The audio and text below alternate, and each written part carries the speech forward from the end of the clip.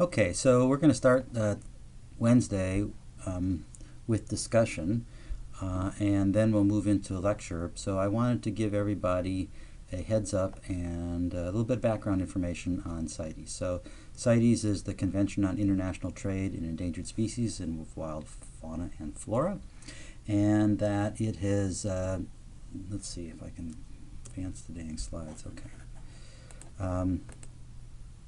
So some simple things to know about CITES. It's 40 years old. It started in 1973, about the same time as the Endangered Species Act. It was driven in large part by the United States.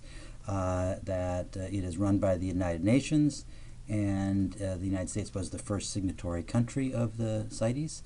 There are now 176 countries, or about 91% of countries. Of course, this depends on what constitutes a country.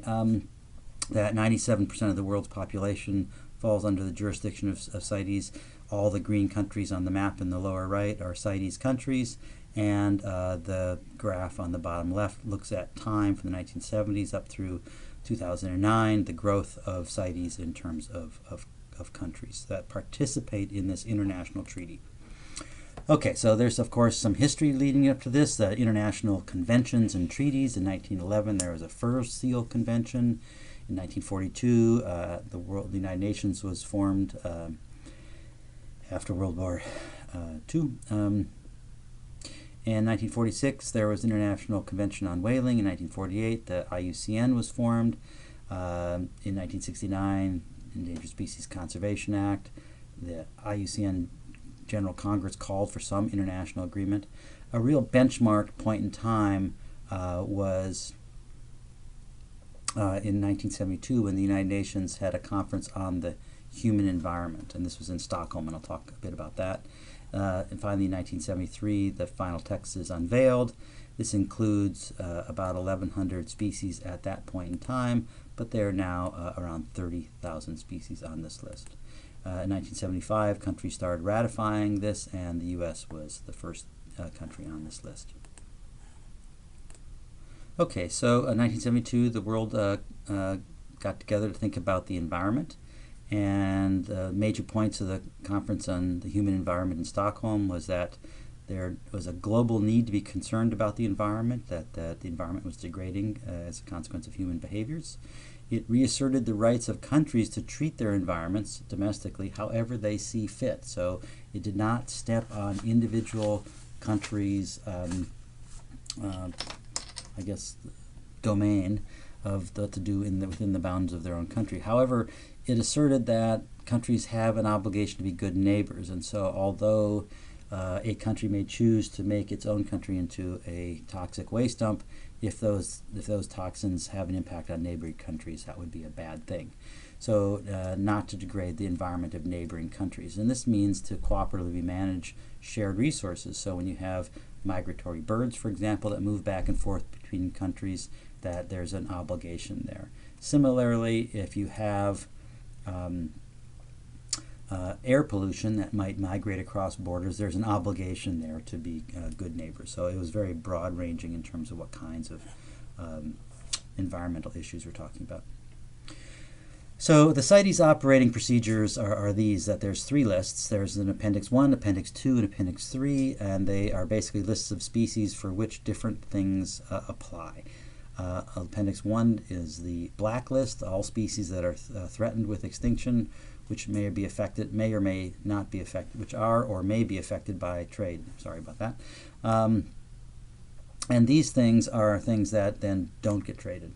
Appendix 2, and it's bolded because it is where most of the species go on the CITES lists, are all species not necessarily now threatened with extinction, but may become so unless trade is subject to strict legislation. And this is where the world argues about trade restrictions, how much trade in this species or that species can be sustained and retain those species out of danger of extinction. And so Appendix 1 is a no-trade list, Appendix 2 is a trade list. And Appendix 3 are species that are nominated unilaterally by parties as being subject to regulation within their jurisdiction and for which international cooperation is needed. So for example, if a species was found purely within the confines of the United States, but that there are people that were exporting it for sale in another country, that the United States could ask for help under Appendix 3 of CITES to get international assistance in restricting the import of that species into other countries. And so it also tends to be a relatively small list. So what are some of the species on these lists? The black list: the dugong, Grevy's zebra, Arabian oryx, great hornbill, lilac-crowned parrot, Asian elephant. Some of these things that are very highly endangered. Species Appendix 2, knob-billed goose, whale shark, bald ibis, almost all the Asian turtles, lots and lots and lots and lots, African elephants, lots of species on this list. And then Appendix 3 tend to be things that have narrower distribution. So there's a Costa Rican leguminous tree, the Himalayan marmot, the saddle-billed stork, other sorts of things. So how does CITES operate? It has a procedure. There is a secretariat. It's about 30 staff. So as you can tell by the fact that they have 30 staff, it's not an organization that does much. The organization mostly coordinates what happens in individual countries. So the Secretariat is part of the United Nations Environment Program. They do the business of CITES. There's a policy and management unit, a capacity building unit, a convention support unit, a legislation and compliance unit, and a scientific support unit. So these are all pretty small units. And the main work is found in these committees. There's standing committees and technical committees, and that regions choose representatives to sit on these committees that then are the decision-making bodies of CITES. So this is the kind of the structure of how that works. There's the United Nations Environment Program, under which sits the CITES Secretariat. The Secretariat has some standing committees, animals committees, plant committees, and that all of those, the Secretariat and the committees, inform the conferences of the parties. So that it's a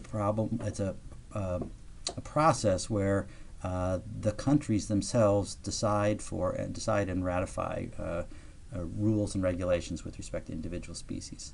So there's two modes, principally, the way the CITES works. One is to help countries negotiate their concerns on trade in species, and the second mode is to foster enforcement. Now, with 30 people, they aren't doing any enforcement themselves, but they work with an NGO, Traffic, the Wildlife Trade Monitoring Network, that tries to work on enforcement across international borders.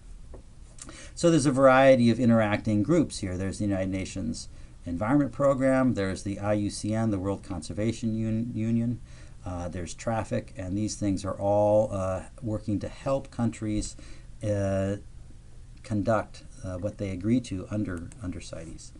So CITES is, as I said, a very small operation. The countries then contribute funds to the CITES Trust Fund that helps those 30 people have jobs and operate, but that most of the action is actually funded by countries within countries, and that most action may be punitive only once folks get caught. And so the policing and border patrol, of course, is a big issue.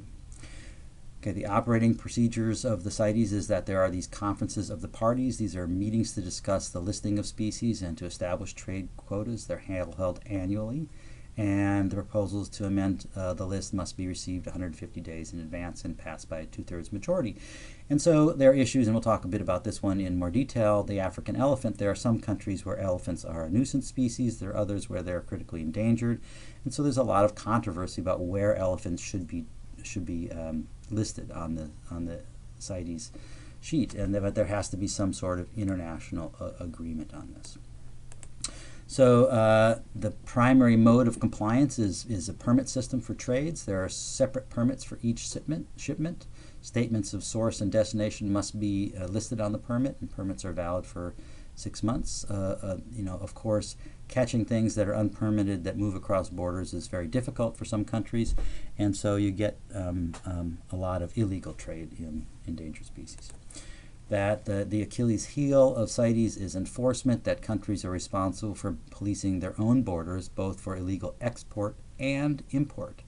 And so, and that can be very difficult. So, and that oftentimes they're parts of animals that are being exported or imported, and it's very difficult to tell. So when something's boxed up as fish eggs or caviar, is it there are a lot of sturgeon that are, for example, listed under CITES, and tracking all of the caviar that moves around the world is a difficult thing.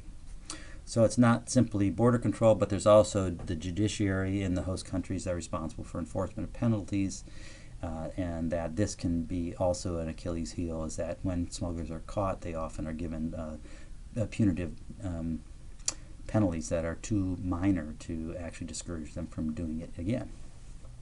So border control is virtually impossible even in wealthy countries, and so it becomes even more difficult for other countries. So just to finish up this pre-lecture, just to make it short, this is actually the list. That Appendix 1, 2, and 3 are the 3 columns. There are mammals, birds, reptiles, amphibians, fish, and vertebrates down the list, and then there's also plants. And so if you look again at this list, it fits the pattern that we see for the endangered species list, that there are more plants than there are vertebrates, and that there are, of course, way more invertebrates than there are plants, but that we do a relatively poor job of listing invertebrates. And so you end up with about just under 5,000 list 2 vertebrates, or sorry, animals, and 26,000 or 29,592 plants on that Appendix 2, for a total of 34,000 species there, with only less than 1,000 in Appendix 1 and less than 150 on Appendix 3. The other thing to note is that the Endangered Species Act had very strict rules about species, subspecies, varieties. CITES doesn't really need to have strict rules about what can or can't be listed. Each thing can be discussed and voted on by the bodies themselves. And so if you were to identify, for example, a subspecies of gnatcatcher that was the California gnatcatcher, you could distinguish it and make different rules for it than, say, a Mexican gnatcatcher. That's just a made-up example. I don't think that the gnatcatcher has a CITES regulation, because I don't think there's an issue on trade for that species, but I'm not sure. So it's something that you could look up.